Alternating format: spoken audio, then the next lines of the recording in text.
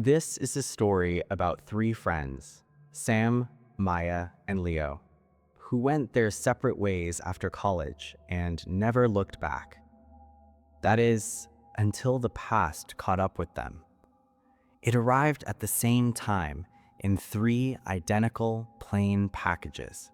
7 years of silence ended with a single shared fear.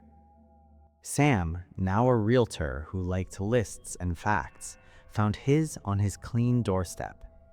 Maya, a designer who liked everything neat and in its place, found hers against her studio door. Leo, a musician whose big dreams had slowly disappeared, picked his up from the floor of his messy apartment. Inside, each was a single old cassette tape sitting in plain white cotton. It was a ghost from a night they had all forgotten. They met at Leo's place. The air felt heavy, with old anger and new fear. The room felt like a grave. "This isn't funny," Maya said, her arms crossed tight over her chest. She was trying to be angry because anger was safer than being scared. "We never recorded it," Sam whispered, staring at the tape like it was poison. He was a man who trusted facts. This tape was a fact he could not explain. It was just a stupid game. The game had a name, the Philip experiment. They'd read about it in college, a real study where a group of people made up a fake ghost, gave it a story, and tried to talk to it. The idea was that if everyone believed hard enough, they might make something real. One drunken night, full of cheap wine and curiosity, they decided to try it themselves. They created Marion, a sad Victorian seamstress with a broken heart. They sat around a table asking questions, tapping back when one of them felt a presence. They'd laughed until they cried.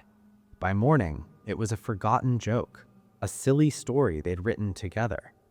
Leo, his hands shaking, pushed the cassette into his old player.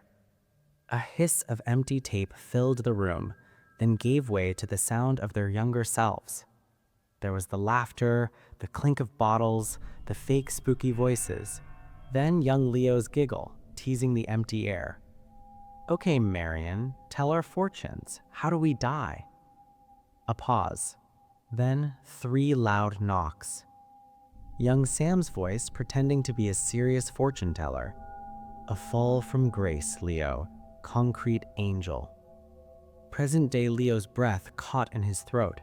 He remembered the wind screaming past his ears. 2 years ago, he'd fallen from a 6th-story work platform. He'd survived by a miracle, landing on a narrow ledge next to a stone gargoyle. The news article had called it his concrete angel. He'd kept the clipping. He'd called it luck. On the tape, young Maya asked, "What about me, oh spirit?" 3 more knocks. Young Leo answered, playing his part. "Drowning in still water, Maya, in your own reflection." Maya's sharp gasp cut the air. She put her hand to her throat. Last summer, she'd been found at the bottom of her own swimming pool. The water had been perfectly still, like dark glass. She'd sworn something cold had grabbed her ankle and pulled her down. The doctors called it a fainting spell. She had almost believed them. The tape hissed. Young Sam, sounding proud and bold, asked for his own fate. He didn't sound afraid at all. A long, empty silence. Then, a sharp scratch, like nails on a chalkboard. A new voice spoke. It wasn't any one of them, but a terrible mix of all 3, forced into a single, flat, emotionless sound. "Sam, tonight, the knock will come from inside the house." Click. The tape ended. A long pause. The silence in the room was total, heavier than before. The playful game was now a death sentence.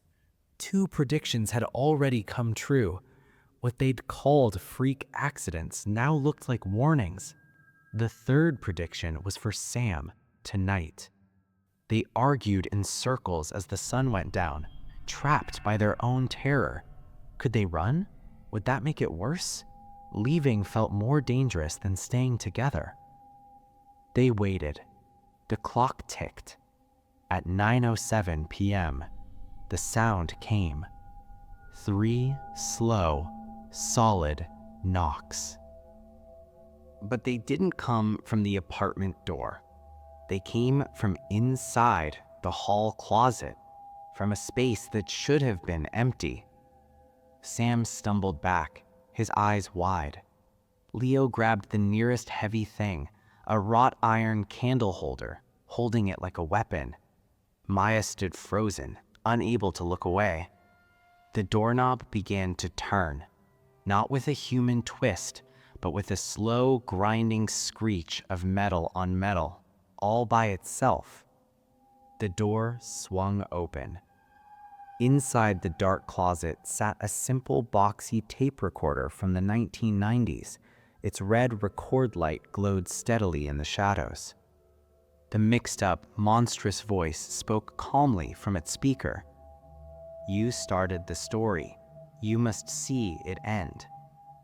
The hallway mirror fogged up, then showed not bare faces, but visions of Leo stepping off the platform, not falling, but walking off as if it was his choice. Maya sinking into her pool, not fighting, but letting the water take her as if she was coming home. These were not accidents they had escaped.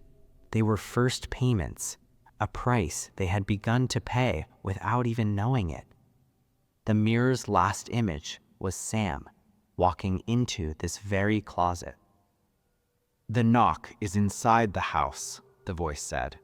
"The house is the story. To finish it, you must enter the plot." Sam's eyes went empty, all the fight gone. He shook off Leo's grabbing hand with a strength that wasn't his own. "It's just the last chapter," he murmured, as if he'd just understood a simple truth, and stepped into the dark. The door slammed shut. 3 final knocks echoed from within the closed space. Knock, knock, knock. Then nothing. Leo cried out and yanked the door open. The closet was empty. No Sam, no recorder. Only the faint smell of something electric, like after a storm, and for a second, the sour, sweet smell of the cheap wine they'd drunk that long ago night. On the floor sat a brand new, blank cassette tape. They never played it.